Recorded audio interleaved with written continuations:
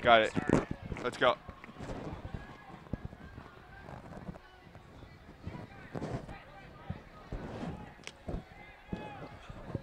You guys ready? And we're back here. Sorry about that, everyone. A little technical issue, but we are up and running and excited for this game. So, Sean, what can we expect out of these Rochester Dragons? Pretty much an unknown in the AUDL.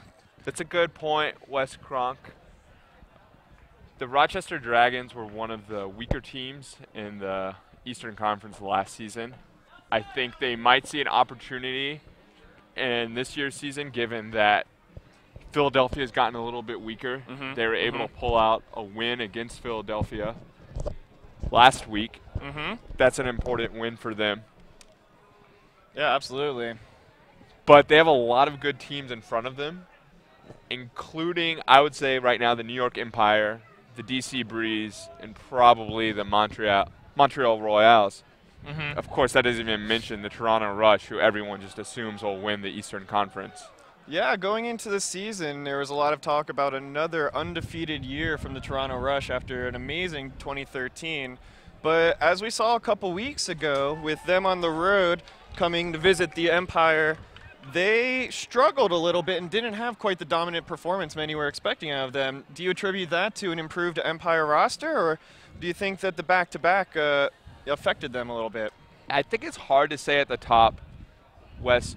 Both of us know how brutal the winter has been up here in the Northeast.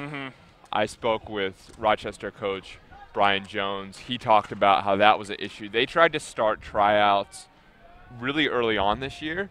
Yeah. Starting things kind of in early February. So I think that's probably affecting a lot of teams, Toronto, Rochester included, and New York, as we get underway here.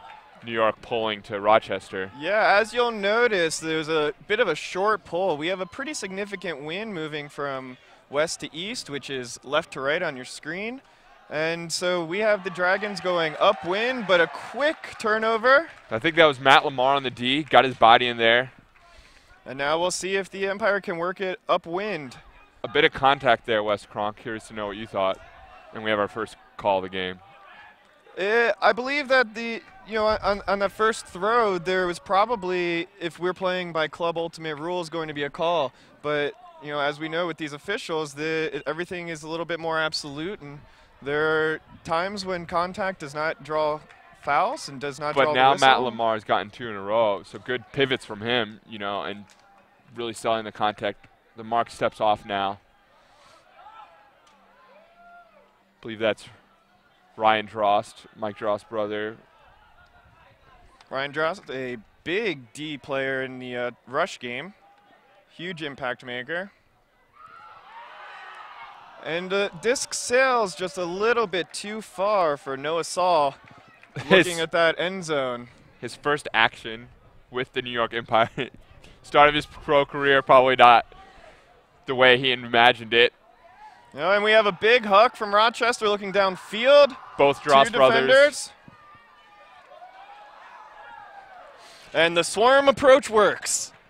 Yeah, awkward, but obviously having 2 guys there is better than 1.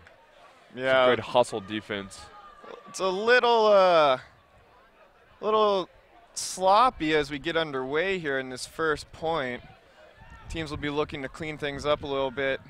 Joe Santosis, nicknamed Goose, picks it up. He's usually an O-line player for the Empire, Wesley, but Matt Lamar with the throw-up line. Empire working it downfield. Noah Saul again with the break inside out. Not in for Matt Lamar. And we have our first score of the game. We have Ben Ivers putting it in for the Empire, and we have 1-0 lead, an immediate break for the Empire. A good start to get this game underway. And as I was saying in the middle of that point, Wes, New York Empire coach Tom Gibbons told me before the game he was going to be moving a couple O-line players, including Santosis. You saw, I believe, another O-line player out there for the Empire at that point. I think they're a little bit weak on handler depth this weekend, so they're going to maybe do a little less defined lines than we've typically seen.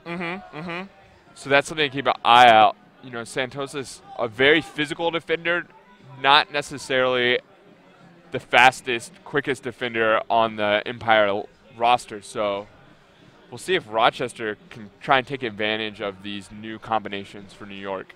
Well, the Empire certainly made it tough on them. Now faced with going upwind on offense and an immediate turn on the pole. This is not the start that the Dragons had hoped for, I have to imagine. And New York, you see Noah Saul rushing to pick up the disc. Interesting. Picking up before the line even stack, and that is Ryan Dross with the score to take the Empire up 2-0. Pretty quick lead we've seen pile up on 2 breaks to start the game. Well, I don't know what you think, Wesley, but for me, dropped pull usually the sign of a mental error or confidence problem, especially that pull wasn't especially blady or challenging speed-wise. It did seem to carry in the wind a little bit, but you know, this is these guys are all experienced players. They should be capable and confident and, you know, adjusting to that. Do you think it's the nerves coming out in front of a team that they know had put up a strong performance against the Rush last weekend? And yeah, I think that could be part of it. I think there's also probably more pressure on Rochester in this game. They really need to get a win against a team like New York or DC or Montreal in order to kind of stay in the picture, because people really see those 3 teams as battling out for the final 2 spots behind the Rush. So the Dragons working downwind, their 3rd shot on offense. Let's see if they can pull something off this time. Spacing looks really cluttered to me. They're not really utilizing the full width well, Wesley. Yeah, absolutely. A lot of these guys very much used to playing on the more narrow Club Ultimate field, but we have a put to the end zone, and Rochester gets on the board. And was that David Ferraro with the score? It might have been. David Ferraro, well known around these parts as an ex-Pony player, the dominant New York area Club Ultimate team. Yeah, I think most people would say Ferraro's the most talented player on this Rochester team, especially in terms of upside athleticism. He could just, you know, make plays that really only, you know, top athletes and young club players can make. But, you know, as we've seen time and time again, it's oftentimes in these AUDL games more about the depth and, you know, width of your team. How well can you throw up and down the roster, Wesley, that makes a difference. Yeah, you know, this is certainly a league where you need 21 guys who can move the disc confidently and competently. And across the field more than in the club division. Adjustments to the new rule set. You know, we're in our 2nd season, so it should be 3rd season, sorry. 2nd season with the Empire. They should be used to it at this point, but still, you know, you spend most of your time playing on a more narrow field, you're going to have some habits. Noah Saul looking upfield. Big huck. Is it going to go out? Just out the back of the end zone. And confusingly, I think that was actually Matt Bode doing his best fellow North Carolina Noah Saul impression. Dressed exactly the same today. First look at the Empire O-line. You know, this is a place where I think they wanted to get better from last season, Wes. And a D right off the bat from Cat Stevens. Matt Bode with the disc. Bucky Auerbach in the middle of the field, looks to the end zone. Cat Stevens with the score. So we now have Empire 3, Dragons 1. Game that seems to have the makings of a high-scoring event. You know, it's interesting you say that the Empire is looking to improve on their offense this year, because, you know, we watched a lot of Empire games last season, and they were very consistently held up by their D-line. Is that did they make any personnel moves this summer? Did they make strategy moves? Well, tell me about that. So the big story, I think, is the Empire brought in 4 guys from North Carolina. Noah Saul, Matt Bode are here today. Justin Allen has yet to play for them, and Jesse Lieberman played in the Rush game. So most of those guys, I think, have a defensive mindset or reputation, with the possible exception of Saul, who's really known as an all-around, very skilled player, Wes. You see him with the disc about to pull. And more than anything, I think they, last year the Empire's D-line played good defense, and the O-line at times played good offense, but both lines, I think, struggled when they had to play on the other side. Rochester immediately goes for the huck, and it's just a little bit too far for the receiver. Ryan Drost deciding not to pick up, instead deferring to Saul. Ryan Drost with the disc, swings it to the middle. You can see they're a little short on that handler. Ooh, pops it up into the end zone, turnover by the Empire. See if Rochester can use the field position to bring them within one. They really need this one, Wesley. Absolutely, going with the wind. With this field position, like you said. See if they go with a set play or... Handler movement got junked up. Swing to the middle. Excellent scuba to the corner. Wow, what a interesting throw. And it worked for them. Rochester bringing some things we didn't necessarily expect so far in this game. Well, as I was mentioning, you can see the New York team a little bit short on handlers. They had Ryan Drost kind of in the backfield there, Wesley. Ryan Drost known more for his defensive play than his handling. Right, both Drost brothers, more downfield options. And then, I don't know what you thought. That was probably both a throwing and a catching mistake on the tip disc for the Empire. Should have been a better throw, but also probably should have been caught. C.J. Ouellette going up with one hand and not able to bring it down, tipping it into the end zone. It is tough with the wind, of course, but now we get another look at the Empire O-line. A lot of new faces compared to last season.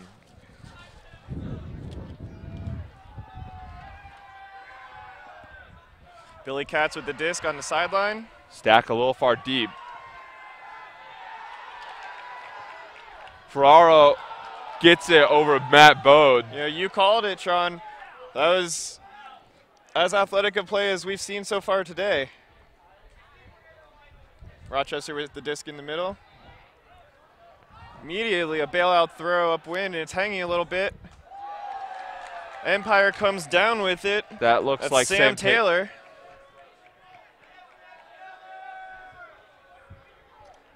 No mark on Matt Bode right now. Can't be the strategy. Dangerous game. Bucky Auerbach with the disc. Comfortable going back and forth with Matt Bode. On the sideline. Taylor Brooks looking up line for Matt Bode. Just out of his reach. Excellent bid. Looks sloppy to me, Wes.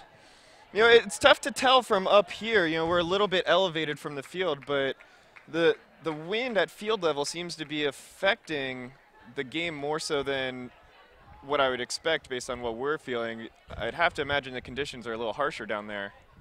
Good point, Wes. I was down on the field a little before the game talking to the coaches, and it is interesting down there as we see a huck go up. With the huck. Ferraro not able to come down with it. Bo telling the offense to cool down a little bit. Got a wide open swing. Two wide open strings.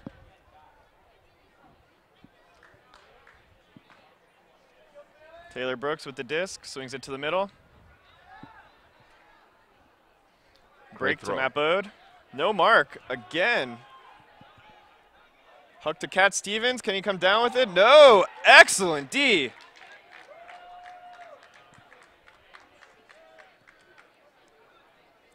And a great D from Matt Bode to get it back. Rochester seems to have really gone with the high-risk, high-reward strategy thus far in this game, and with more risk than reward so far. They're still in it.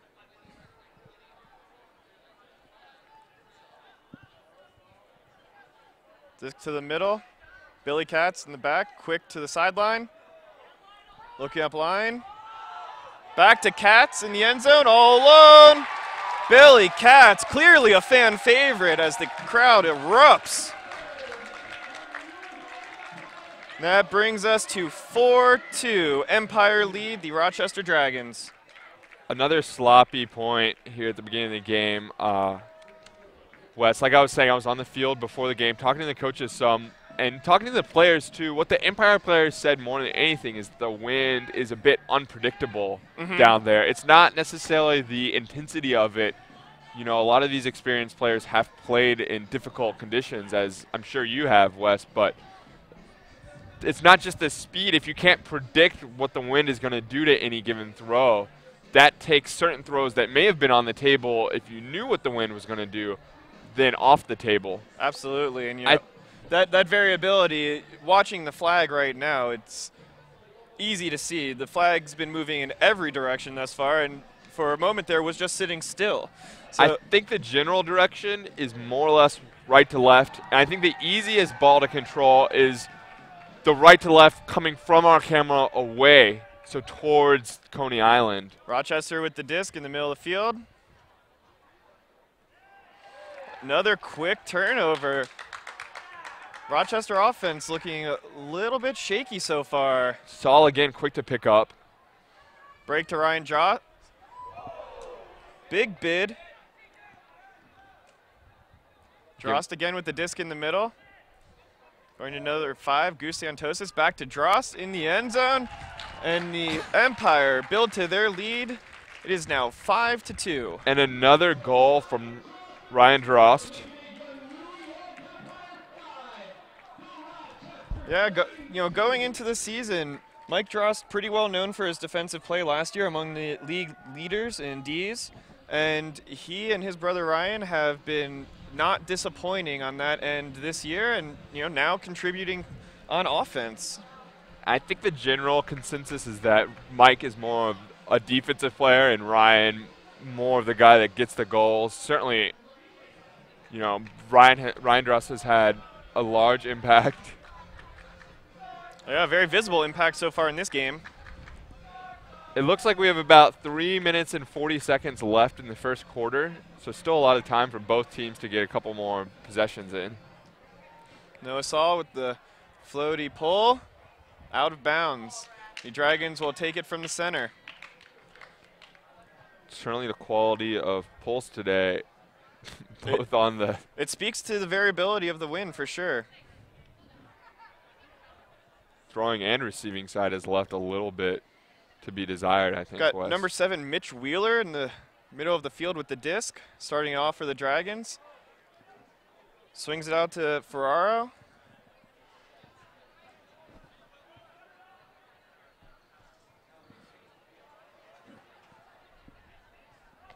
Another swing. Offense looking a little bit more crisp this time around.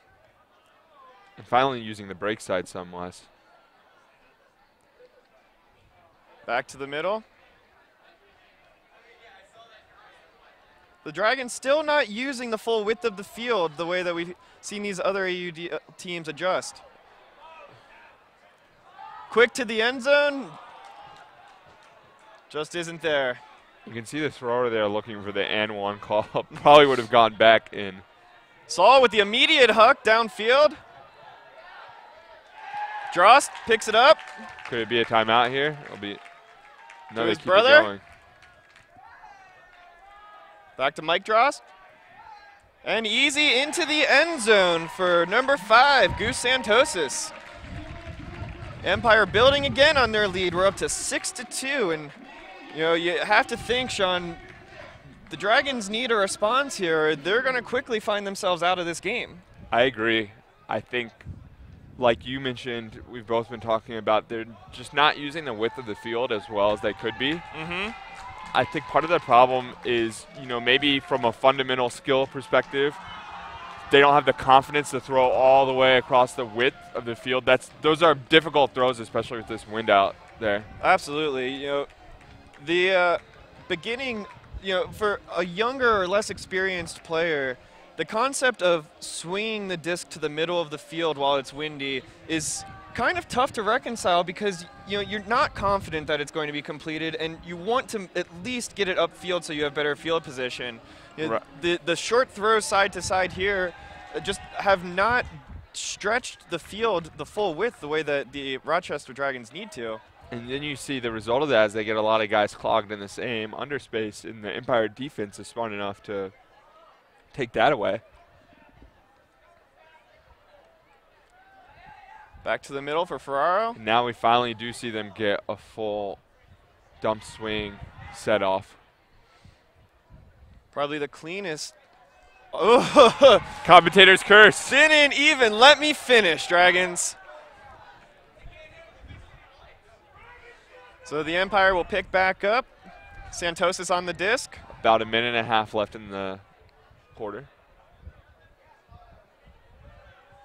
Back to Santos. Got a couple of O-line guys out there at this point. Got Canetti back handling. Swing to Canetti. Stack a little deep. Ouellette with the disc. 2 deep cuts out once there. Back to Canetti. Santos on the sideline, looking to middle. Ivers with the diving catch. Back to Canetti. Great tempo there from Canetti. He threw a fake. Oh. D by Rochester. And an immediate put to the end zone. Looking for Ferraro. Will it hang? Ooh. It's clear that he didn't believe that was going to hang, or else he would not have taken that line to it. He's certainly a guy that we know has the jets to get to a disc that's in the air that long. Yeah, and I wonder if maybe he got tripped up a little bit to the extent that, you know, he couldn't make the play because of an injury. Billy Katz in the middle with the disc. Quick swing. Back to Katz, up line.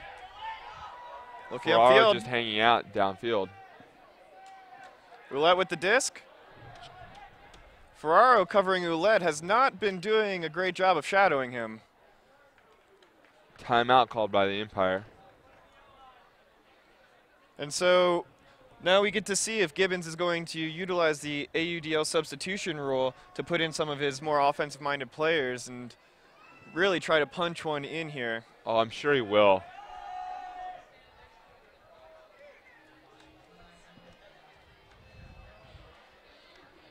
Some confusion with regards to how much time's left in the quarter.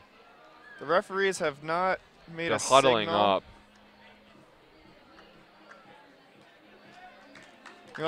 We're playing on a baseball diamond, and there is not, for you fans of baseball, you'll know this, there is not a clock involved in baseball, so we do not have a clock on the scoreboard. The scoreboard simply shows the number of points, and so the teams and referees are often on different pages as to what time is on the game clock and whether or not regulation is about to run out.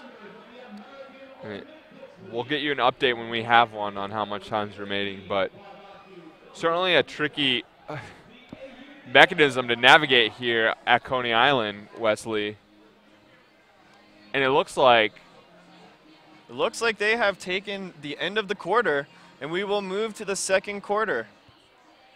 And Coach Brian Jones of the Rochester Dragons not happy with lacking the information. Understandably so, I would say. You know, it's tough to coach a team when you don't necessarily know the parameters in which you're coaching. The Empire clearly anxious to get back onto the field, already lined up. Coach Gibbons making his way off the field. We got their O-line out there. I believe that's Auerbach, Bode, Sam Taylor, Lionel Winninger, Cat Stevens, maybe Jamie Perez, and Noah Saul.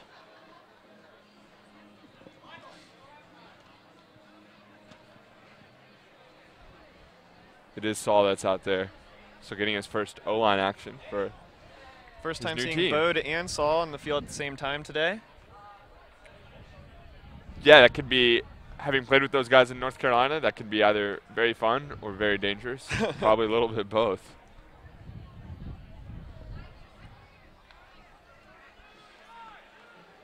Dragons coming out ready to pull. Saul's just a guy that really has it in every area of the game. Not a ton of weaknesses. You know, not the tallest guy in the field and maybe not the most athletic, but he's been playing Ultimate for a very long time, and he has every skill. When his head is in the game, he's a great weapon and a big pickup for the Empire. I think the question is, for all these North Carolina guys, coming into a team that already has a bit of an identity in that they got hot at the end of last year. And we're starting the second quarter. How will they fit in?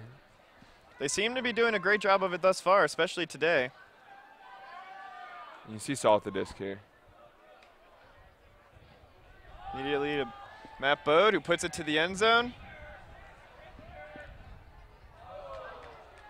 Big D for the Dragons. In a 4-on-2 situation, generally not what the offense wants. That's a disc I think Bode gets away with throwing in the opposite direction, but with the wind playing the way it does, it just hung up there, Wes. Yeah. And you know, that's exactly the type of thing that could have been a dagger for the Dragons, but they could now use as momentum to try to get back in this game. Swinging outside, Doug Urbino puts it up. 3 defenders there. Dragons really didn't stand a chance with that one. Same thing in the other direction, really. Saul at the disc, up line. Puts it up. 2-on-2.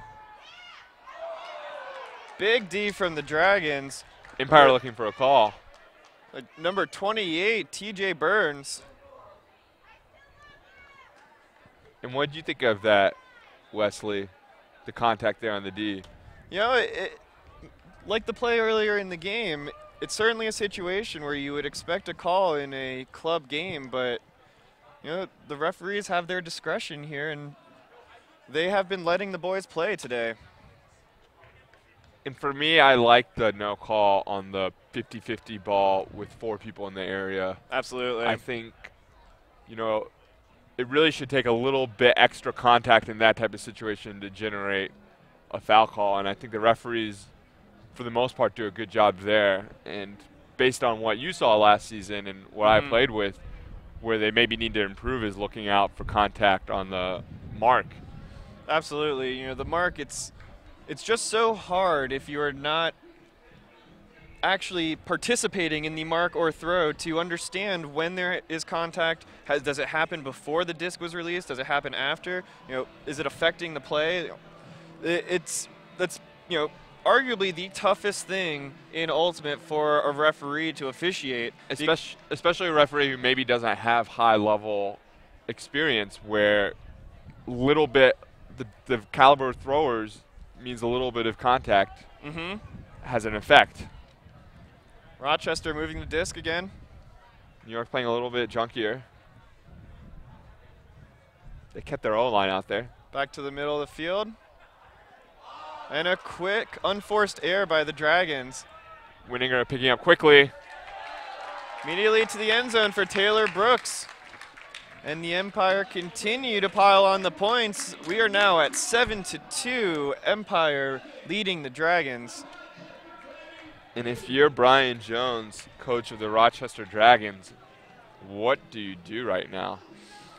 You know, I'm sure he is as having tough a time answering that question as I am, because it doesn't really seem like the Dragons have much of an answer. They have just been thoroughly beat on both sides of the disc, and you know, they're not doing themselves a lot of favors. A lot of unforced errors. You know, the wind clearly affecting their ability to move the disc.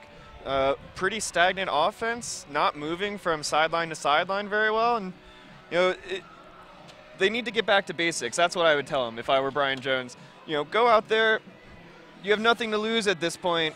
Play your game, and you know, try to get in some sort of groove. And Wes, I like how you said unforced errors there, because as a coach, it's one thing if you're losing on fine strategy and technicalities, but they're just losing on throws and drops right now, and that's a way harder thing. What do you say? Absolutely. They're beating themselves as much as the umpire's beating them. Rochester moving the disc up the line. Quick huck. The Blady huck just unable to connect. Well, looks like the receiver just didn't read it well. That disc was very catchable. Very catchable. Probably should have been better defended as well. And Mike Drost looking upfield. Great D. Oh! Matt Lamar comes down with it. Puts it upfield. And then another amazing catch. That Ben Ivers? Ben Ivers puts it into the end zone for Ryan Drost. And we have another Empire score. That is 8-2. Empire leading the Dragons. And, you know, just doesn't seem to be an answer. And the confidence level has to be near zero for Rochester. You know, especially on a point where, you know, they had a chance at the D. They made the D. The D was caught. And, you know, sometimes the drops just don't go your way, and it can be a killer when you're already, you know, feeling like things aren't going your way. You're right. The D there was bad luck. The lack of catch and offensive stagnation, that's a lack of skill or a lack of execution. Yeah, and, you know, we talked about the limitations of these, you know, the Northeast teams because of the winter and, you know, their inability to get outside and get practice time. And, you know, I have to think that the Dragons are really showing that they just have not practiced together very much. Well, I'm not sure it's that so much, Wes, as talking to Brian Jones before the game. Both you and I have played a little bit of time in the Northeast. Really, Upper New York does not have the same emphasis on teaching fundamentals and throwing skills as other regions of the country do. And you see that Rochester may have a few athletes that can keep up with New York. Big huck, looking to the end zone. Big D. So aggressive. So if there were any questions about the North Carolina guys fitting in, they are certainly extinguishing them. And just to go back to what we were talking about a moment ago, Wes, I think, like Coach Jones was telling me before the game, they really do need to spend time building up some of the fundamental skills that they want to compete, especially in windy conditions, with teams like New York and Toronto. You have to build the foundation before you build the building. Matt Lamar with the disc on the sideline. Great lefty backhand. Ryan Drost. Lots of contact again. And we see one of the few calls on the mark we've seen so far. Drost looking to swing it to the middle. Contact again. Break throw to Saul. Puts it to the end zone. And we have another Empire score. Elliot Bemis, I believe, one of the younger players on the Empire, played last season with the Empire and was re-signed again this year. And I think Brian Jones has to take a timeout. What choice does he have, Wes? Yeah, you know, he really just, it seems like he needs to sit his team down and just get them to calm down and, you know, try to get a little, I don't even know what the word is for it. They just look so uncomfortable and so antsy. And I talked to him when I talked to him before the game. He said the offense was his biggest question mark coming into the game. His defense had played well against Philadelphia last week, and we see that New York just able to capitalize on those offensive mistakes and generate them more. And I think what the interesting thing is, their deficiencies in some areas are starting to bleed into other areas. You see, like we've talked about a few times, maybe they don't have quite the talented throwers, so then they start bunching up in the same area. Yeah. Or maybe they make a mistake in terms of the offensive spacing, and that leads to a lack of confidence when it comes to coming down with the 50-50 ball. So right now it's just snowballing and spiraling out of control, and they're not really even able to limit the damage to the areas in which they're weak. Yeah, absolutely. And, you know, you mentioned how their defense played well when they played against Philadelphia. I think that it's pretty well respected around the league that the Empire has a little more offensive firepower, and, you know, it makes a lot of sense that they've come out here and, you know, they've taken advantage of the holes that they've found in this Dragons defense. And, you know, with 7:48 left to go in this first half, everybody's kind of hoping that the Dragons put together a little run here so we can see, you know, a bit of a competitive game. Yeah, even the Empire players, they need reps and competitive time on the field. For them, I think the challenge is you can't let up, right? Yeah. That's tough mentally.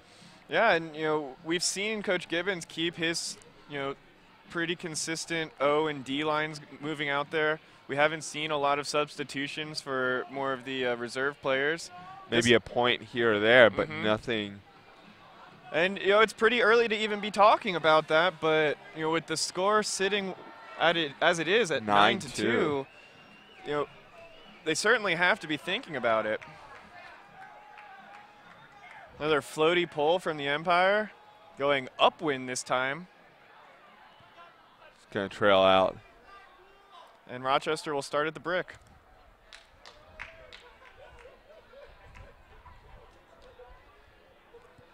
Nice to see a referee out there that can get the disc to the brick.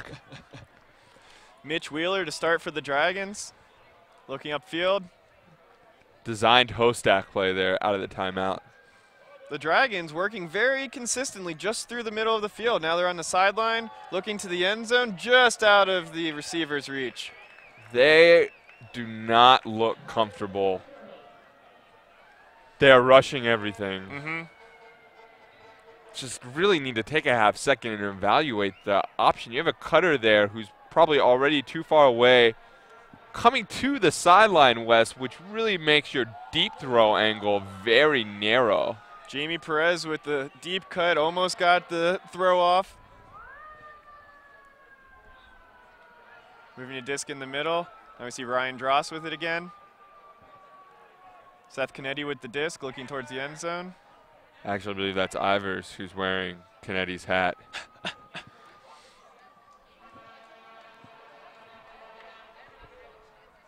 Great break throw to the end zone.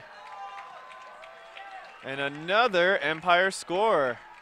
So with 6 minutes and 22 seconds remaining in the first half, we have the Empire with 10, the Dragons with 2. And it is becoming a bit of a blowout. Understatement there, Wesley. My question for you, you commentated a lot of games last year. Do you see this more as improvement from New York, or are you hesitant to read too much into their performance, given, as we've talked about, potential anxiety, practice, pressure issues for Rochester right now? Yeah, you know, it's a great question, Sean. The Empire clearly are playing with a cohesion that I think at least rivals the team last year, if not exceeds them. Impressive, given that they've added people. Absolutely, and, you know, they lost arguably their 2-3 best players in Hussein Carnegie, Jack Marsh, and Lou Wang. And, you know, they have rebounded from that, you know, with some new additions rather nicely. As we see another short field Rochester turnover. Absolute. Middle of the field. Hammer. Jamie Perez, unable to read the disc. Just doesn't get there. Well, just not necessary hammer there. There was a wide open swing pass, and Empire just looked like they were disinterested in playing solid ultimate. And who could blame them at this point? But that's something that separates great teams from above average teams, Wes. Absolutely. Santosis dumping it off.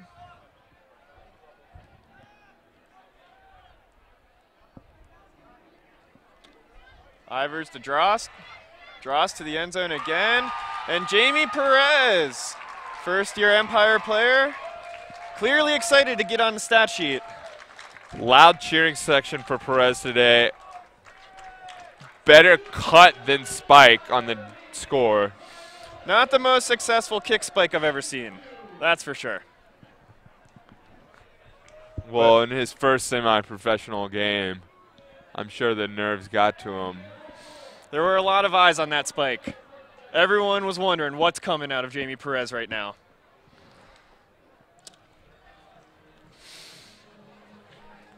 And as we get set for another pull, we have the Empire with 11, Dragons 2, 5:13 left in the second quarter. So one of the big storylines coming into the season was the improved quality across the board in the Eastern Conference. I think we're starting to see a little bit more of a division this year.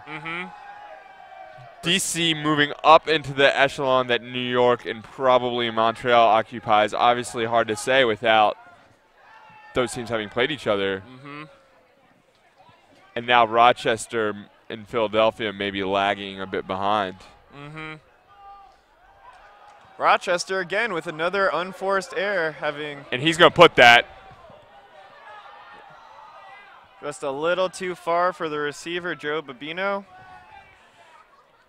And Rochester will pick up from their end zone, trying to move downfield again. I think Saul thought he could use the wind to add some touch there. And like we talked about earlier, a little bit unpredictable. The wind kind of died down for a minute.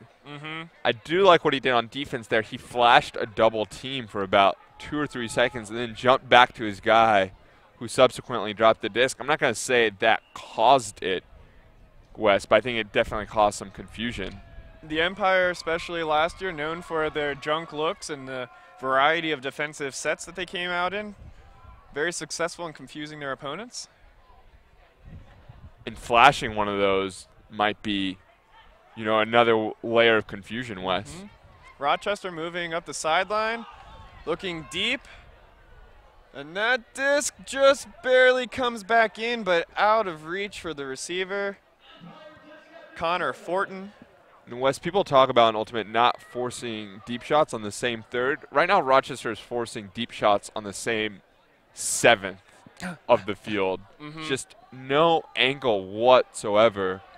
Almost no hope of completing these passes absent perfect throw and perfect catch. Swing to Matt Lamar in the middle, who gets pushed down. Drawing his 3rd foul of the game. His 3rd mark foul of the game so far. We've only seen 4, I think. 3 drawn by Matt Lamar. 3 for 4, that's a pretty good ratio. I'm not a stats guy. Release to Saul. Saul to the middle. Swing to Matt Lamar. You can see the Empire just way more successful at Upline. utilizing the width of the field. Back to the middle. Babino back to Saul. Got open Lamar. Wide open. Matt Lamar having himself quite a game today. Embarrassingly open. Puts up another point.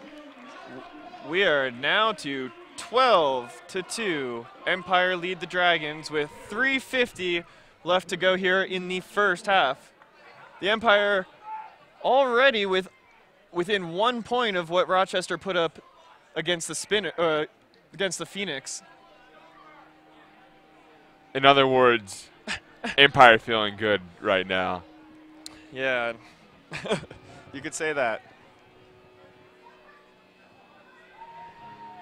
About 3 minutes, 50 seconds left. Seems as if a timeout has been taken. Some players taking their shirts off. Virtually impossible to know which team is taking the timeout. Well, I think it probably is the Empire at this point because I'm not sure how many Rochester has left. They called one to switch personnel. It was very ambiguous whether or not the first quarter had ended or if they had called a timeout. Not getting a lot of signaling from the referees today.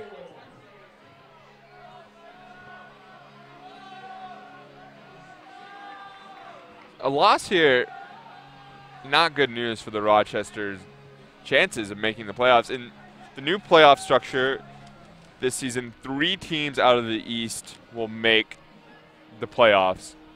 I think most people, especially after their opening weekend, even though they only won each game by a little bit, the Toronto Rush were able to beat the Empire, the DC Breeze, and then go into Montreal this past week and win there.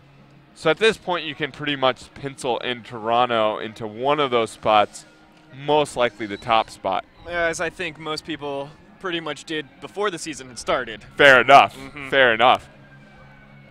So now you do the math, and you have 3 teams really, in all likelihood, competing for 2 spots. Already tough for a team like Rochester on the outside looking in. And then having a performance like today, they really would have to win a lot of other games where they're underdogs to even get back into the conversation. Yeah, it's going to be a tough road for Rochester if they want to make it to the postseason. You know, at this point, you have to think that Coach Jones is just thinking, let's make it to the end of this game because, you know, they are struggling right now. And I think for them, it's a big picture, long-term picture, combined club season approach to how do we develop players in a part of New York that has not traditionally had a lot of great players. We see another pull from the Empire going out of bounds. And it's not like they're going to recruit big names into Rochester the way, say, the Empire were able to. Doesn't quite have the same draw as New York City, that's for sure. Starting from the brick, Rochester moving upfield. Nice tight defense there from Sam Taylor. Also downfield from Mike Dross, good defense. Causing problems. Ooh. Number 2, Urbino saving the day with that one. Puts it to the end zone for his receiver, just out of reach of the layout. Things just not going the Dragons' way right now. I didn't love the angle he took on that layout, Wes.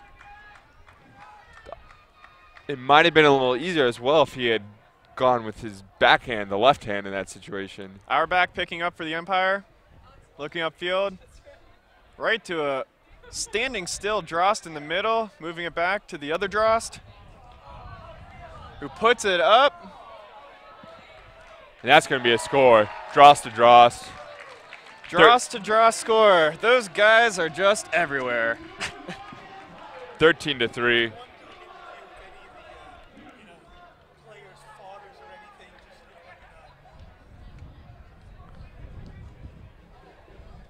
And we have the Empire with 13, the Dragons with 2. Yes, sorry. 13-2. 2.5 minutes remaining in the game, in the first half. Feels like remaining in the game, but no, we have another one of these to go. Well entrenched in the first half, people. They seemed to have catch a break, the Dragons, on that last point with the tip to the catch. It did advance them, which has not been easy so far in this game. Now, Wes, I think it Another looks like pull? Rochester came out with a conscious decision to throw a ton of deep balls today. Do you think that was a mistake? I mean, they haven't really completed hardly any of them.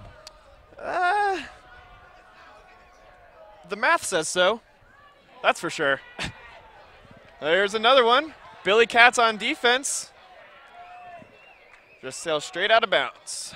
To me, Wes, that's a little bit of a receiver error. He had some steps, and the receiver there just spent too much time looking up at the disc and not enough time sprinting, getting to the position to have a chance.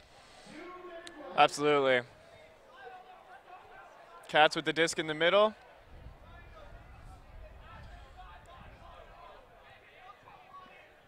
Out to the sideline. And see, look how good the Empire are at breaking Swing it around. across the field to Dross. Back to Katz in the middle. Looking deep. Puts it up. It's tipped, but it's still in the air, and it's floating. Roulette brings it down to Drost, and the Empire really having things go their way today. Whether that's great skill on the throw from Katz or luck, it worked out for New York. I think it's safe to say he was not anticipating that bounce. So things just going their way right now. As we are sitting with 1 minute and 28 seconds remaining in the second quarter, the Empire 14, Dragons 2. I don't have the numbers in front of me, Sean, but This feels like probably the most lopsided first half in AUDL history. It could be up there. It's rare you see, 14 points scored in the first half, and the Empire have not been especially efficient on offense. I think there's slots that they could improve on from this game as well. Absolutely. It just goes to show you the disparity right now. It's really, for Coach Gibbons and the entire squad, it's going to be tough for them to know what to take away from this because they have not really been tested and they have had a lot of chances on offense. They have not had to be nearly their best in order to put up these points. Great pull there from Lionel Winninger. I haven't seen David Ferraro on the field since that time he came up a little bit limp. Yeah, clearly looking to be less than 100%. And, with the score what it is, it's probably a good coaching decision to sit your arguably best player. So we see a foul, advance a disc. Bode on the mark. Nice grab to save the swing. Swing back, and another drop from the Dragons. I don't know that I've ever said that word so many times in one day. 50 seconds left in the quarter. Disc on the sideline for the Empire. Bode to Winninger. Winninger with the break. Over to Drost. Beautiful offense. And we have another score for the Empire, bringing it to 15-2. Empire lead the Dragons with 31 seconds remaining here in the second quarter.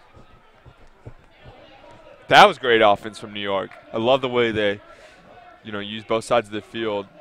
And you see once you get it all the way around with the force thing going back towards the middle, that's just an easy break throw even for, Ryan Drost, who's not their strongest thrower, but able to realize that, I have this advantage on the inside little backhand.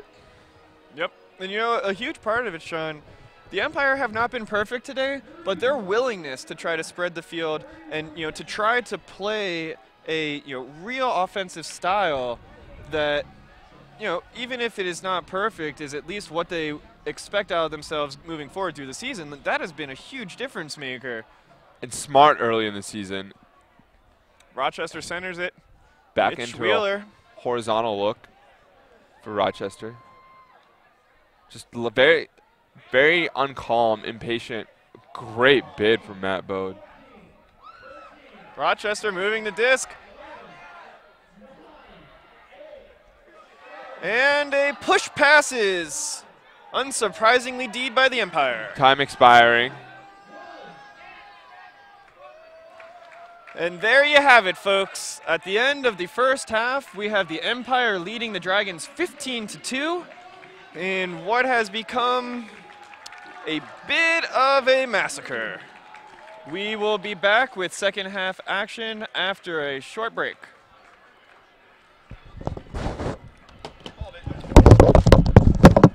Nailed that.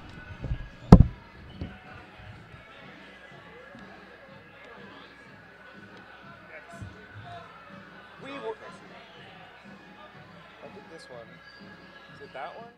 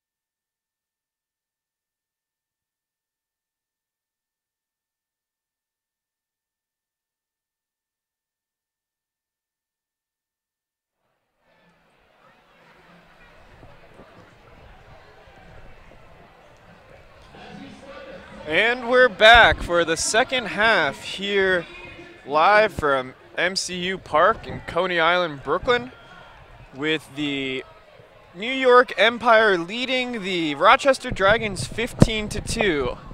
I'm Wes Kronk here with Sean Childers, and we will be walking you through what has to be an interesting next 24 minutes of Ultimate. The first half, Sean, maybe the most one-sided Ultimate game I've ever seen. What do you expect to see out of the second half? Well, Rochester has to play better just because they have to, right, Wes? It seems like they can't do much worse. They've come out with one of their best offensive possessions, moving the disc sideline to sideline, something that they struggled mightily with during the first half. See number 7, Mitch Wheeler with the disc, moving it upfield.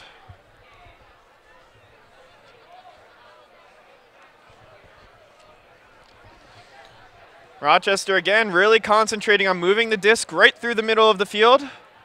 Finding a little more space. Spoke too soon. And as we saw all first half, the Dragons prone to unforced error. Ouellette with the disc for the Empire, puts it up, looking deep. Ivers with the grab. Ryan Drost in the end zone again. How many times can I say that today?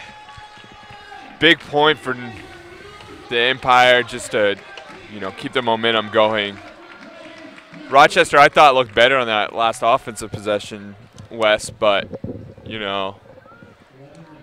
once again, unable to make the necessary execution in terms of throws and catches to put the point away.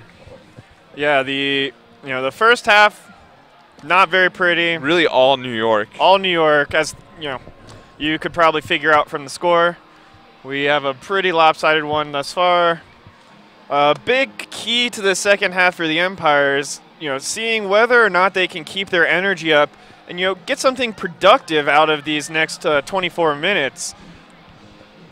Every minute in this league is, a learning experience at least, and hopefully they can take something away from the second half.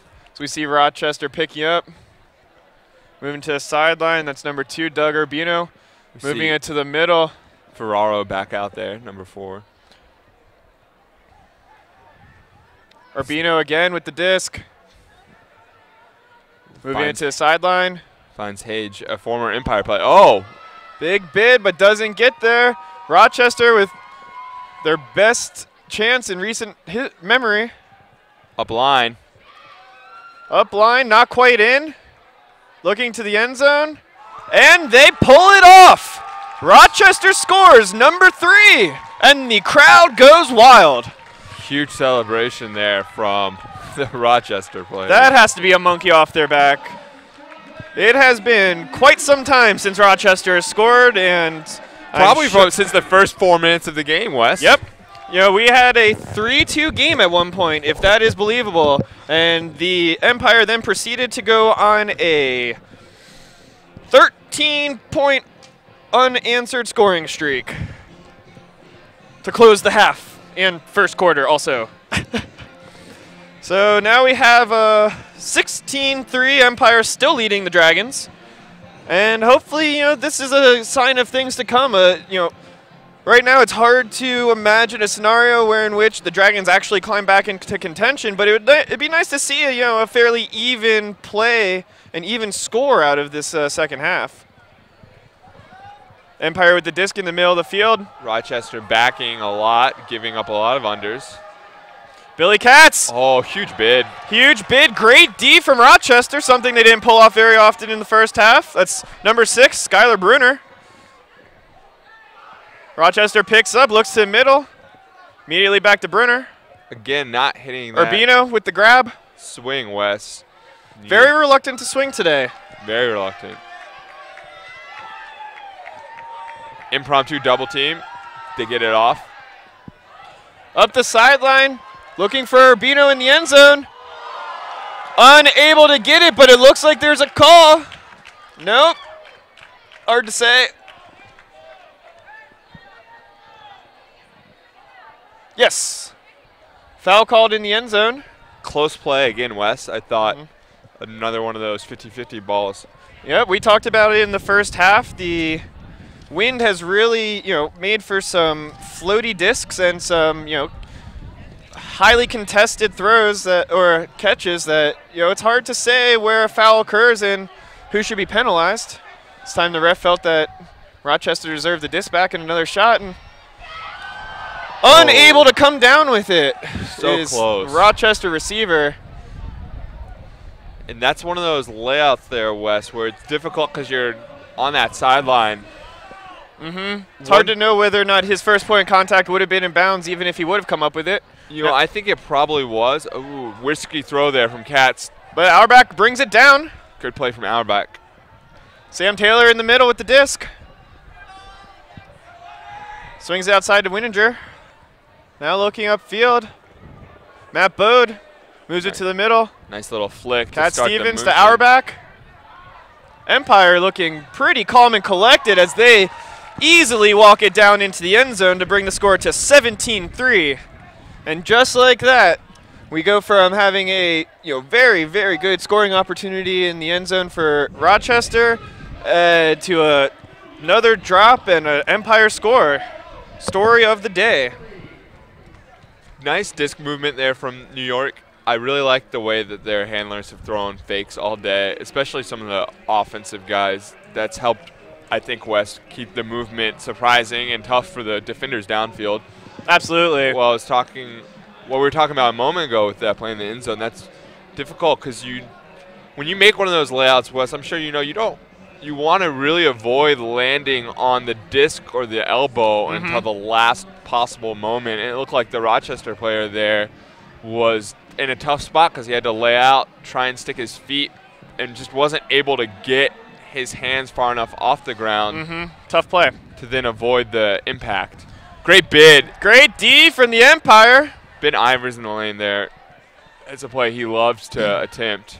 Noah Saul with the disc. They want to throw it deep. Santosis looking for the dump and Saul. Moves it over. Ryan Dross again. Going downfield. To Matt Lamar. Matt Lamar in the end zone yet again. Great game from him so far. And we now have the Empire leading 18-3. Quick score there. I love the way Santosis was able to control the tempo, and a great cut from Dross to give him a second reset option late in the count after Saul was unable to create the space necessary. Yeah, you bring up a great point, Sean. One of the things that's really held the Dragons back today is the feeling that they are rushed. They are not waiting out the play, letting it develop, and looking for those second options. And as a result, they forced a lot of throws and have turned the disc over a lot. The Empire just exemplified, what Rochester needs to do in order to calm their offense down. Great pull from the Empire as the wind picks up, moving from the right to left direction. And New York drops into a junk look, kind of a 2-3-2. More of a wall setup than a cup. Daring Rochester to try to make the throw upfield. And now they'll set a double team on the sideline. Matt Lamar, CJ Ouellette, Mike Drost, all just junky over there in a kind of cup, kind of double team. They're fine giving up a couple of yards. Breaks out of the cup. Now Rochester's moving downfield. They missed an opportunity to hit a guy deep. Yep. Empire have now recovered, and they're going to the air. Ryan Dross is there, but the Rochester receiver comes down with it.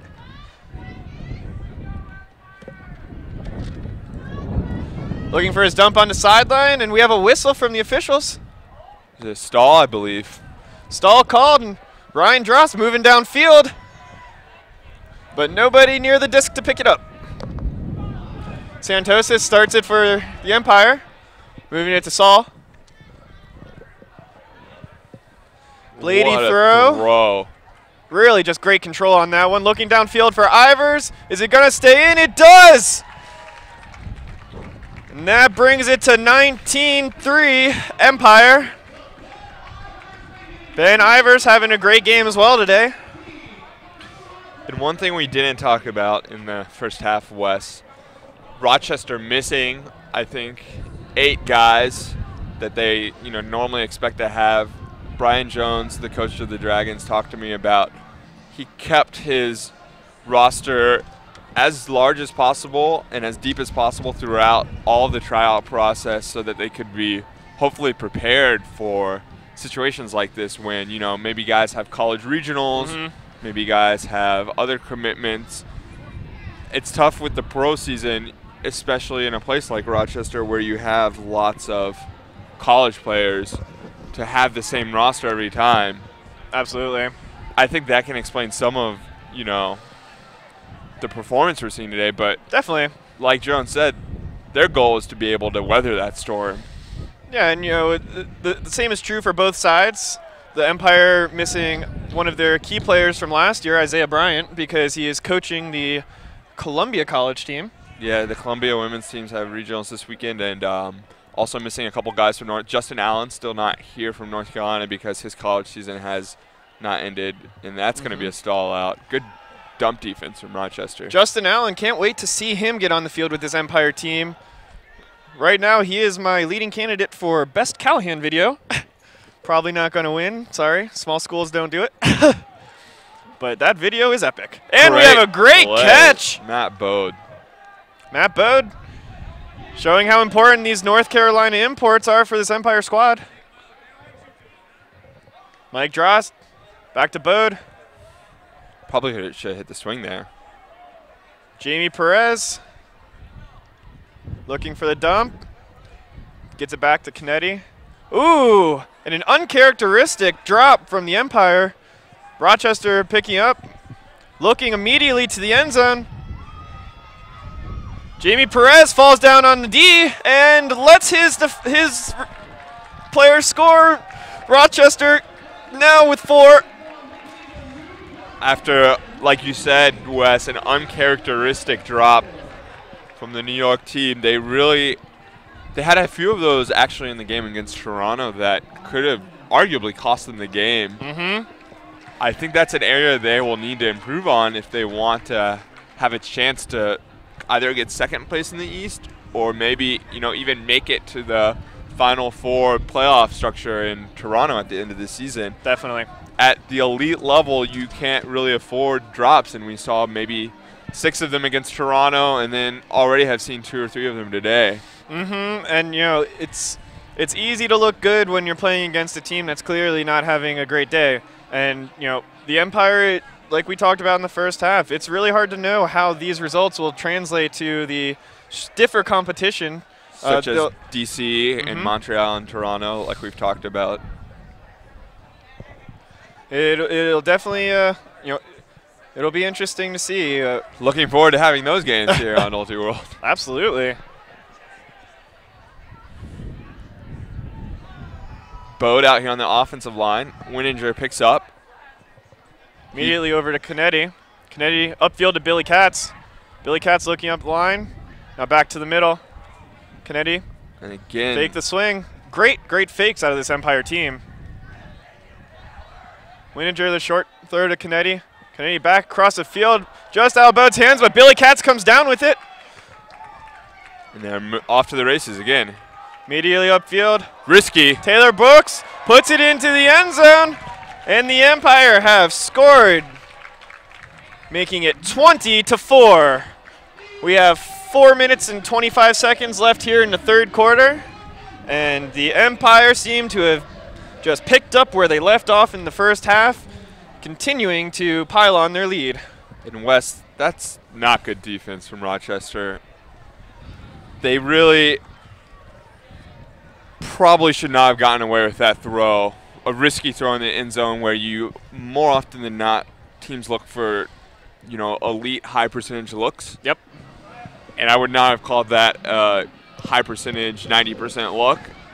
But the Rochester defender was just kind of only looking at his guy, had no read on the disc, and had no talk from his other defenders. So you can get away with, a throw like that when the defender really doesn't even see the throw go up. Yeah, you make a good point. It's probably not a throw that we would see if it were a closer game, as Mitch Wheeler has a disc in the middle for Rochester. Swings it out to the sideline. Back to the middle. Will Sloan with the disc. Moving again to the middle. Guarded by Saul. Interesting matchup. Ferraro with the height and maybe speed as well. I think that speed is still in question after we saw him come up a little limpy in the first half. We get a D from the Empire. Again, you see Rochester trying to force it down the open sideline when they really don't have a great angle because they're just cutting too much towards the sidelines. Absolutely. Saul to Dross, Dross back to Saul. And he finds that Saul wide to open the middle. swing. Empire still doing a great job swinging the disc, utilizing the full width of the field. Back to the middle. Looking upfield, Matt Lamar. Matt Lamar Great puts throw. it to the end zone. Ooh, and another unforced drop. Very catchable disc there. But Rochester gives it right back, as they have been prone to do all day. Now Empire hopefully calm down a little bit, start this from the sideline. Now they're a little trapped. Noah Saul. Great grab. Well defended pass, but Saul gets past his man to get there. Takes it to the end zone, and another catchable disc hits the ground for the Empire. Might be Joe Babito. Coach Gibbons might have a few words for his players about their mental state and becoming complacent. Rochester back to the middle. Looking downfield. They have Ferraro with Saul on him. Ferraro, great position, comes down with the disc despite the contact. No call from the refs. Dumps it off. Rochester, content playing in this little corner. Now swinging it back to the middle. Mitch Wheeler with the disc, puts it into the end zone. And Rochester has scored, bringing it to 20-4, Empire leading the Dragons with 2 minutes and 8 seconds remaining here in the third quarter. Sean, that end zone offense, they're among the best we've seen out of the Dragons thus far. And it's set up by a very good play from Ferraro. Ferraro, a difference maker already in the second half. We did not see much of him, or at least as much as we expected out of him in the first half, potentially because of an injury. You saw Saul make two very aggressive plays. The one catch that he had on the right side in zone, Wes, and then you saw him go up very aggressively against Ferraro to try and pull down the D there, knowing that, he gives up height. Ferraro just kind of hung out on the backside thinking maybe, let me hold this guy off. Classic shorter guy move on a deep disc. Try to go up early, make your taller receiver mistime his jump, but Ferraro was not going to fall for it. And as you said, he got rid of it well, and then they ran normal offense, not panicky. So big bid from Dragons, but Empire able to come up with it. Lionel Winninger, great catch. Back to Matt Bode. Big addition for this Empire team. Having a great game so far. Bode to Billy Katz in the middle of the field. Empire on the doorstep again. Winninger on the sideline, looks to the end zone for Bode, and they put it in. Matt Bode having quite a game today as the Empire take it to 21-5. And that's just on the open side, Wes. So if you're Brian Jones, you have to ask, well, hey, I understand we gave up a swing to the open side for a couple of yards, but why did we then give up a 15-yard open side cut to the cone to Matt Bode? Because that's really fundamental day one defense at Ultimate. For those viewers out here who aren't as experienced, you never want to get beat under to the cone, and you don't want to get beat under as the other team gets close to the end zone. Yeah, absolutely. I think that it surprised a lot of people that a Brian Jones coach team would come out with such an unsophisticated playing style. They just have not played with the fundamentals, and they forced the disc down the middle of the field despite the lack of success they've had the entire game. It just has not been a game that seems to have been heavily managed. It's fair to wonder at this point, is that playing style, or is this now a confidence issue where having gotten into a hole, the players are not 100% or not able to, be as strong as they normally are. That mental toughness is such a huge part of Ultimate, maybe even more so than other sports. My bet is that it's a combination of the two. Mitch Oh. Wheeler with the disc again for the Dragons in the middle of the field. Ferraro open under. Gets it. Ferraro puts it to the end zone. And it's something you don't see very often. Mike Drost beat deep. Rochester puts up another point. It's now 21-6, Empire leading with 1 minute and 18 seconds left here in the third quarter. Yeah, I wonder how many push-ups that means for Drost this week. Mike Drost, known for his defense, among the league leaders in Ds last year, and a name that we have been saying quite often on with a positive inflection, has his first slip-up of the game. This is an Empire team last year who had some strong defenders. You mentioned already they lost Hussein Carnegie. They had Jack Marsh for part of the season. We mentioned Isaiah Bryant's not here today. But Isaiah Bryant, a stalwart on that D-line. My experience with this team, there's no doubt that Mike Drost is the most talented of all those guys. Just in terms of being reliable and consistent, you're right that it's rare that he gets beat. I think we'll let this one slide then. Billy Katz on the sideline with the disc. Rochester coming out in the zone look now. A softer 2-3-2 than what we saw from the Empire. Will they try and double on the sideline as well? Bode with the disc. Back to Winninger. Empire. Looking comfortable. Very comfortable in this zone.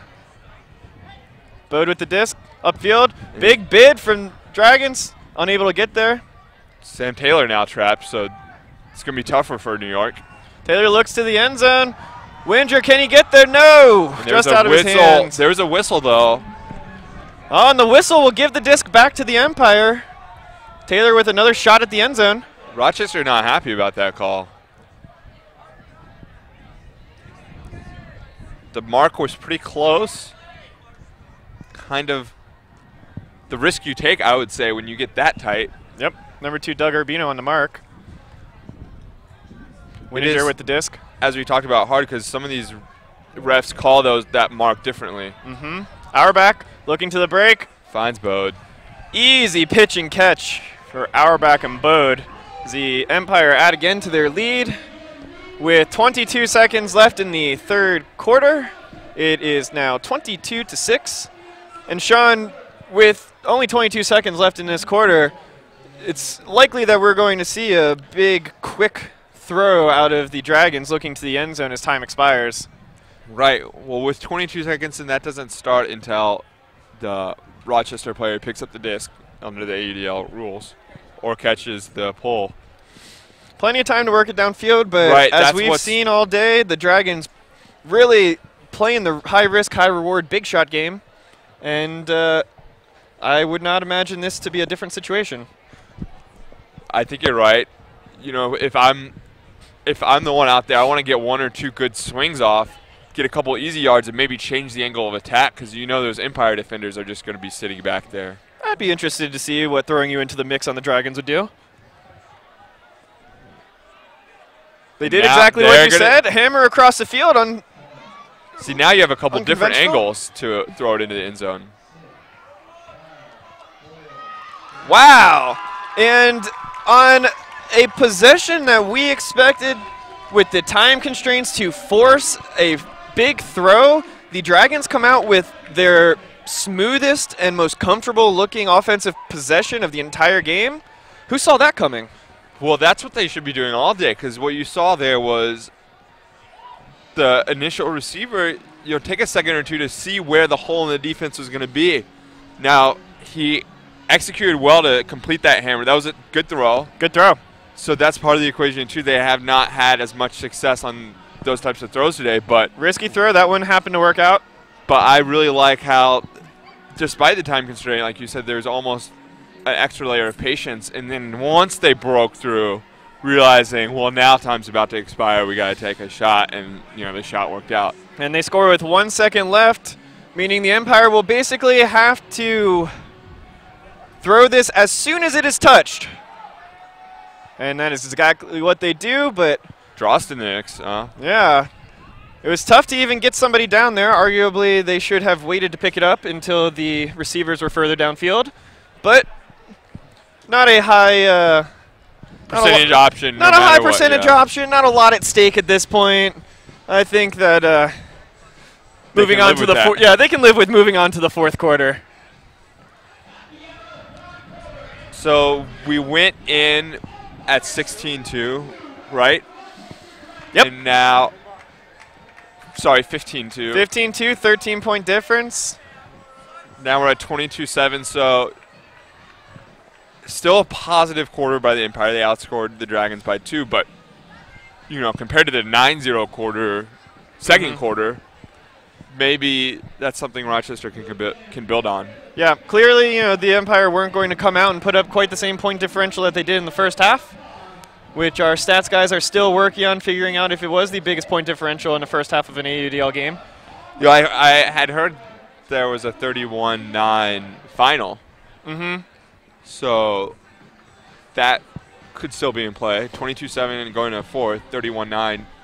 It would be tough for New York to get there, but they could. They could. Yeah, entering this fourth quarter, what do you think the Empire are looking to get out of it? I think Tom Gibbons will open up the lines more so than we've seen so far. You'd hope so. The offensive guys probably still need some reps together, so I would expect less opening on that side. But on the defensive side, you know, I expect to see a little bit less of the dross. You know, you don't want to do a too full scale because if you just put all young guys out there, they can't really learn either. Right. So that's a tricky balance for any coach. How much do I want to rest my guys and how much do I want to give meaningful playing time to the younger guys and give them chances? Absolutely. You know, that is the balance. It's always tough to walk in this, you know, late garbage time situations. So if you have anyone that's, you know, nursing an injury at this point, I think you tell him or her that the day's over, but you know, otherwise, I think we'll see a mix. Yeah, especially early on in the season, these guys still, you know, getting to know each other, getting to know the new additions. Of the new addition, so there's, you know, like we've talked about the North Carolina guys a lot, but there are also some New York additions like Wininger and Sam Taylor. Have any of them stood out to you as particularly valuable for this Empire squad going forward? Wininger's had a great game so far. As we call his name, and he's with the disc in the middle of the field, puts it over to Billy Katz. Back to Wininger. Having quite an impact on this game. Throws into the D, but gets it back. Taylor Brooks, great heads-up play. Auerbach with the disc, swings it to Billy Katz. Like that fake there. Great fake to Bode. Wininger now with the disc. Back to Katz. Wininger and Katz working it down the field. Great catch from Sam Taylor. Sam Taylor bumped, no call. Katz floats it a little bit out to Auerbach. Comes down with it.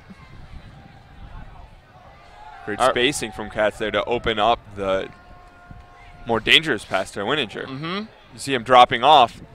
Wininger didn't even have to cut there. Now Katz with the disc in the middle of the field, looking. Wininger. Someone should cut break side. That's exactly what they do, and Wininger finds him.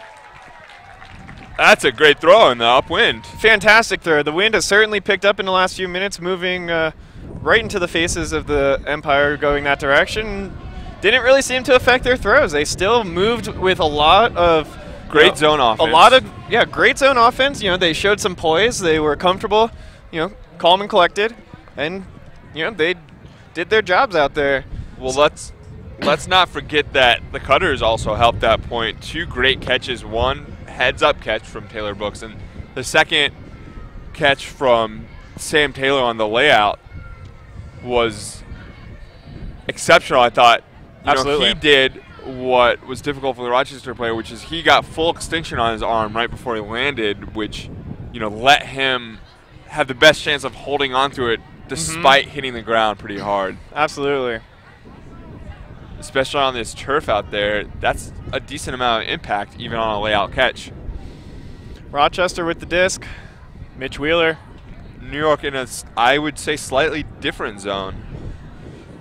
New York very comfortable letting the Dragons try to work their way into the wind, which they've struggled with thus far today.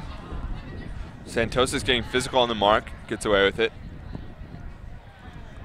The Dragons working through the zone pretty well. Weaving through, now on the sideline. Now they have an opening. Missed one, I would say. Missed opportunity for sure. And they throw the break. Throw the break, by but Ferraro. Ferraro, the guy that is supposed to be carrying this team, not getting it done right there.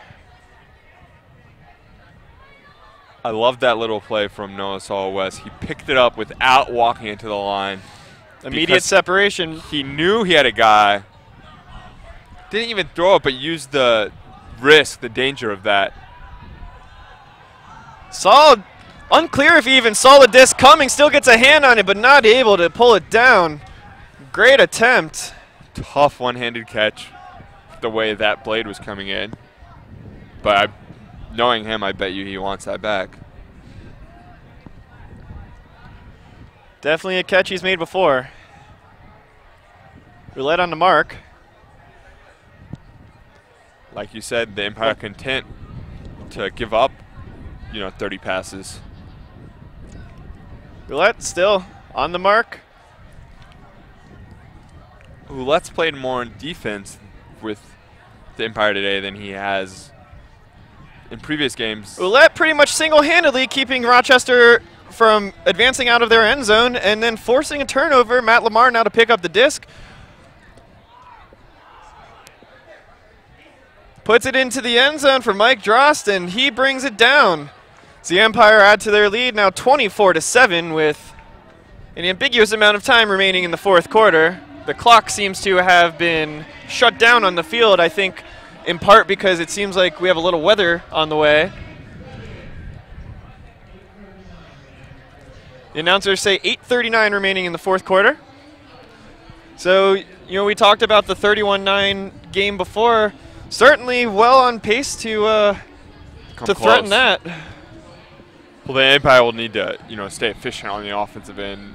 Fewer short field turnovers will definitely help. And the no pivot backhand out of the end zone there to the flick side was a risk that I would not have recommended for the Rochester team. That's a difficult throw upwind for great throwers, and I'm not sure Rochester has great throwers. But if they do, they're certainly hiding today. When you do throw that, you want to get as low as you can to generate as much spin as possible, and you saw that throw of theirs just didn't hang at all. Resulted in the short field. Babino with the disc. Upfield, misses the receiver, but it's brought down. Babino streaking to the end zone. Now Roulette double teamed. A lot of contact on the double team, but the referees called a stall, and immediately Rochester goes to the air. And that's a score. Quick score from Rochester on a play that all of the Empire sideline players are thinking should have been a foul. Hard to disagree the amount of contact on that, but that is why we have referees and we let them do their job. But the one thing I don't like there, Wes, is Roulette, complaining, Roulette being a player on the field complaining about the foul when his team really needs to get back in transition defense. That's a situation where you need to let your coach, Tom Gibbons, or let your teammates on the sideline, let them be the ones that vocalize your frustration, because the result is now we have no one on the mark, and Rochester is able to get off an uncontested huck with two guys streaking. And Sean, we shouldn't be surprised about a situation like that because it's really not one that most of these guys have been in very often. If there was a situation like that previously in their club experience, there would have been a stoppage because they're calling their own fouls. Sorry to interrupt you, but that was just a bad pull from Rochester. By far the worst we've seen all day. No contest. That didn't even get to a quarter of the way down the field. Probably the worst I've seen in my career following the Empire. But today's been a lot of firsts for me watching this game. As Billy Katz takes a dump. Back to Wininger. Great movement here. Just pops it up into the air. But as it's happened all day, the Empire have the breaks go their way as Matt Stevens comes down with the disc in the end zone on the errant pass. And The Empire now lead 25-8. Well, that was not 7:28 left in the fourth quarter. an errant pass as much as a complete hack on the mark. Complete hack. Wininger got. I don't mean to say hack. No, it's negatively. true. I just mean Wininger drew that foul clearly. And clearly, there's contact. That's not a throw that, a thrower of his caliber is gonna. You're not gonna see that type of rotation without. Great point. Contact like that. Unclear whether the refs saw it or not, but great heads-up play by Empire to come down with it anyways. It's really something they've made a habit of today, is making up for the mistakes of the rest of their teammates. And we haven't seen a lot. We've seen a number of tips get caught, and we have not seen a lot of unforced turnovers on the Empire. That's a testament to, I think, how hard they work. I think they might be the hardest working team in the league, at least on the East Coast. Definitely in contention. The swing pass Great brought catch. down. That's that, a little sketchy way of catching the pancake layout. There's a contested D, clearly caught by the Rochester player. And Mike for some Drost on the reason, disc. no yardage given. Surprising. Rochester moving it back and forth. Number 9, John Bain. Hanging on to the disc. Big bid from Ben Ivers, who's shaking up. Mike Drost doing what he's known for, making a D.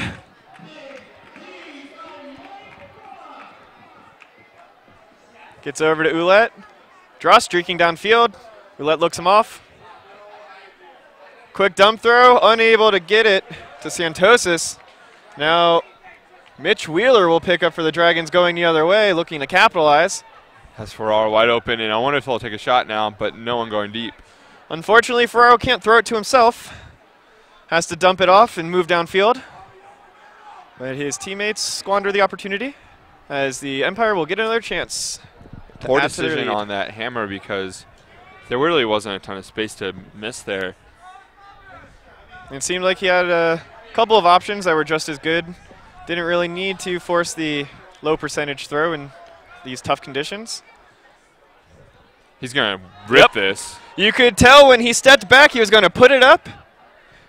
And unfortunately, hung up there a little too long. Let Dragon defenders get under it. Bad decision from Noah Saul. He made the bad decision early on because he caught the reset and never even looked to swing the disc. Clearly determined to huck the disc as soon as he caught it. You could tell by his posturing. Don't want to do that from all the way on this sideline with no angle and not even a lot of space to aim for. And the wind pushing the disc out of bounds from where you are. It's Ferraro with the disc on the far sideline.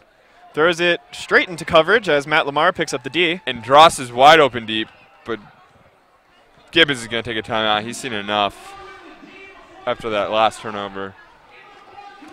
Yeah, maybe the longest point we have had so far in this game. Multiple turnovers on both sides, and Gibbons, calls a timeout, get his side to regroup a little bit. With 5 minutes left in the game, certainly an interesting use of a timeout from Tom Gibbons. Yeah, not a ton on the line still, but, I don't think that, like we talked about earlier, he wants to squander this opportunity for his team to practice in a real game situation, get better as a unit. And they were not playing a fashion that he was comfortable with, so he decided to call them out and calm them down.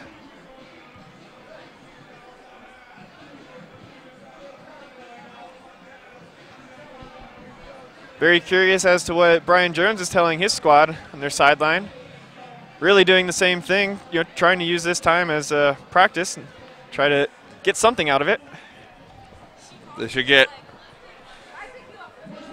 as many, like we talked about, they're going to want to get as many O-line reps as possible. So interesting look here. They have Saul and Bode, the 2 North Carolina imports that they have right now. Saul, both of those guys had played a lot of defense, but now they're both out there for an offensive unit. And then some more of the traditional Empire guys with Taylor Brooks and Cat Stevens. Cat Stevens, a name we heard a lot last year, not as much in this game so far.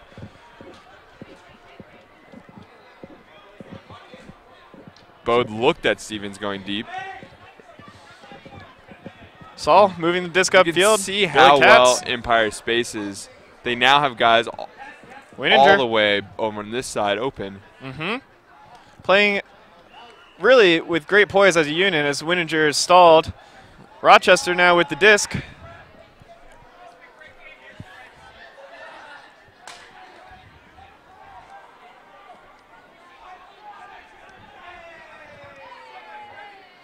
Contact, and we have the whistle.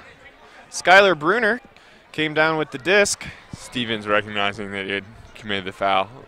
Good spirit from Cat.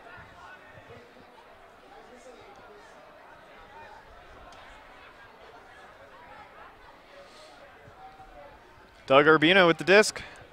Looking upfield.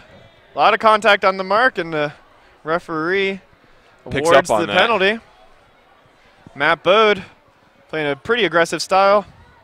Still gets broken, so disc gets over to Bruner. Bruner looks upfield. Thought about throwing something junky. Back to Bruner. Puts it into the end zone. Bode was not going to let that one get by him. You could see it, you could tell he saw that coming well before it was thrown. I think he was baiting that, Wes. I think so too, Sean. It really looked like he was letting his man get a few steps on him, but as soon as he saw that the thrower had recognized that, he bolted. And he knew based on where the thrower was and where his receiver was that that was not a great option for Rochester, and it would take a perfect throw, and then he takes a step or two off and baits it, and that's just, I think, an experience gap. Matt Bode, a guy who understanding the game well enough to see an opportunity that then the Rochester player just plays right into his hands. Veteran move by Bode for sure. It's Billy Katz working outside the end zone to Wininger. Almost no run through by Noah Saul, but he gets away with it. Back to Katz. Katz looking for a dump. Swings it the entire field to Ryan Drost. And they got numbers now if they can push it. Drost to Taylor, back to Drost. Looking upfield. And into the end zone for Billy Katz. Strong day for Katz. And really all of the New York O-line handlers, I thought they've played particularly well today, Wes. Stronger than we've seen from them in the past. Certainly, and you know, I can't say enough about the way that they are playing collectively. Their spacing is great. They're cutting off each other well. They're not letting each other get into binds. There have only been one or two times where it feels like a guy was stuck without a dump or without an option. And we've talked about the fakes enough. The fakes, absolutely. The fakes have bought them more space than a lot of people would give credit to. But it's a very evident difference between these two squads. As we have 2 minutes and 45 seconds left to go in this one, the Empire leading 26-8, all about in the books at this point, but Gibbons putting a couple younger guys on the field. I see Bemis and Perez out there. Getting a little experience for the younger guys, many of them still in college.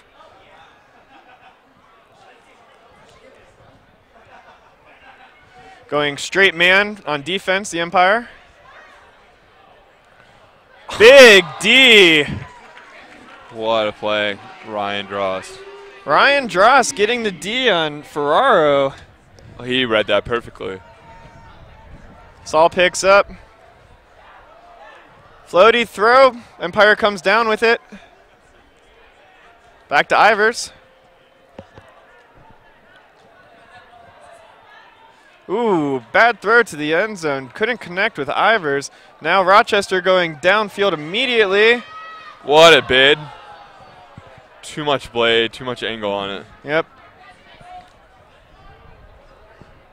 Certainly a disc that had a chance to be caught, but unable to come down with it. Noah Saul now picking up. Big bid from Rochester. Doesn't quite get there. Empire with two guys open on the open side. Now Ryan Drost with the disc on the sideline. Swinging it to Saul. Saul swinging it again, but can't connect. Rochester looking to pick up.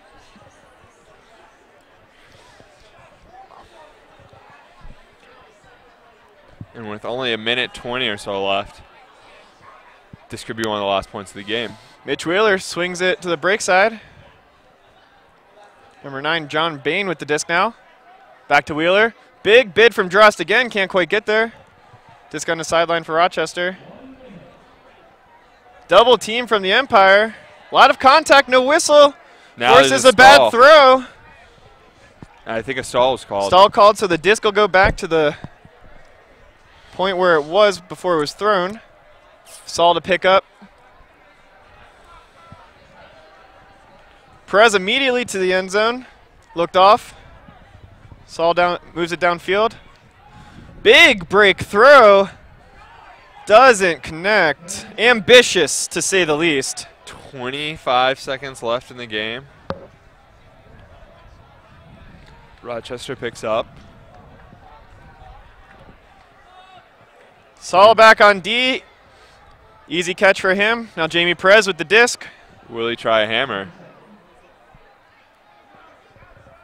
Quick throw to the sideline to Saul. Hammer.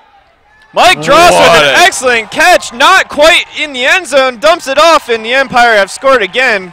With 5 seconds left, that's probably it. 5 seconds left. It is now 27-8. Rochester will get a chance to throw another one to the end zone quickly, but that is pretty much it, folks. Great catch from Ryan Dross. Great catch. As we wind down here, this is your first time seeing the Empire this season. I want to know, what do you think going forward? How do you think the Eastern Conference might play out, or is it just really hard to tell too much from this game? Did you see enough to make a prediction?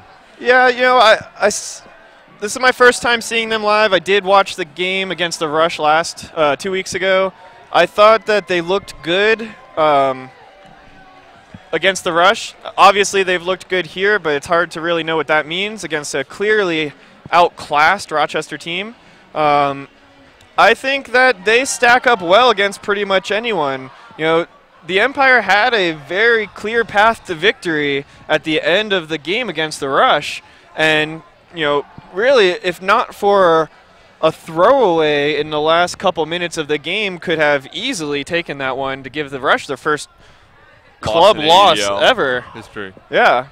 And so, you know, I think that they have as good a chance as any.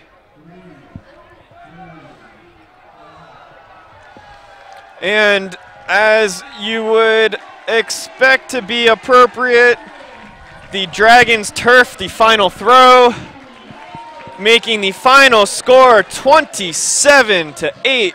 New York Empire in absolutely dominant performance today. It was in doubt for a couple moments, and then New York really put them away. Literally just a couple moments. Could not be more literal about that.